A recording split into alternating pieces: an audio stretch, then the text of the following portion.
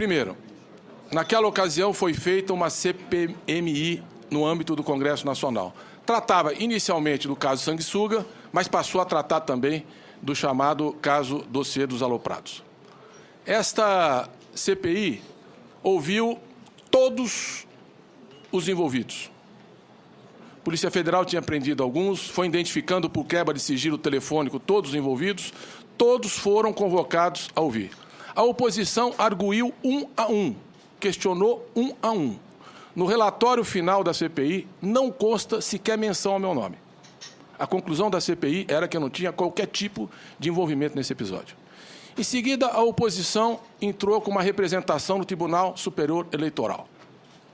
Na época, todo o esforço era fazer os vínculos com a campanha nacional presidencial do PT, com o PT nacional, que tinha 8 pessoas que estariam trabalhando no comitê, São Paulo tinha um único assessor. Todo o esforço era porque eu tinha perdido a eleição, o Lula estava no segundo turno, que evidentemente nunca teve, nunca teria, a história dele mostra, nenhuma participação numa coisa como essa, mas a representação era focada na eleição presidencial. Não mencionaram o meu nome na representação. Apesar disso, quando a Polícia Federal conclui o inquérito, ela me inclui como indiciado.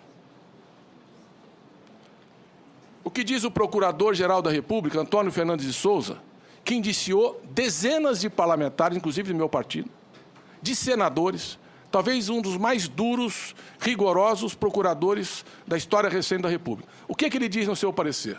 Eu quero ler os trechos para que fique bem claro essa questão.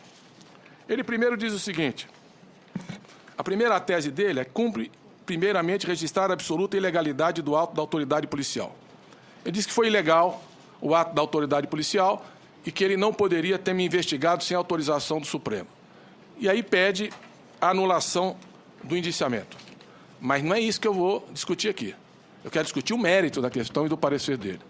O que é que ele diz no mérito sobre tudo o que se passou? Ele descreve todas as investigações, os responsáveis, os envolvidos, no item 25, na página 5ª do seu parecer.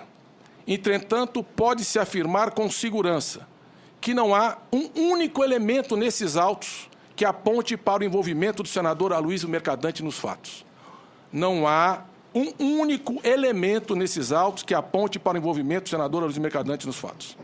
No item 28, seguindo a mesma linha, a quebra do sigilo telefônico dos envolvidos não apontou contatos entre o senador e os demais envolvidos, seja nos dias que antecederam a prisão em flagrante de Gidemar Passo e Valdebran Padilha, seja nos dias posteriores.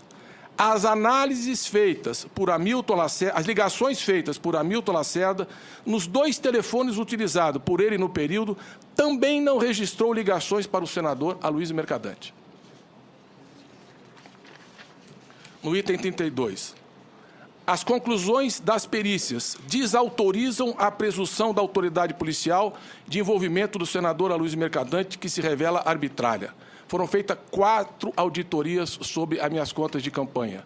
Todos os responsáveis pela conta de campanha, o sigilo telefônico, o fiscal, tudo foi absolutamente checado e não há um único envolvimento deles nesse episódio. Aí ele conclui: a pretensão da autoridade de transferir para o senador o ônus da prova à sua inocência, dada a ausência de provas do seu envolvimento, conflita com o sistema constitucional vigente. Ou seja, como não tem explicação, transfere o ônus da prova. E ele diz: o direito penal brasileiro, orientado pelos princípios constitucionais da legalidade absoluta, da presunção da inocência e da dignidade da pessoa humana, somente permite o início da persecução penal quando baseada em provas, mesmo indiciárias, que demonstre a existência de crime e que o denunciado seria o seu autor. Até mesmo a instauração de processo investigatório pressupõe a existência de indícios mínimos de autoria, sem o que estará configurada situação de manifesto constrangimento ilegal ao investigado.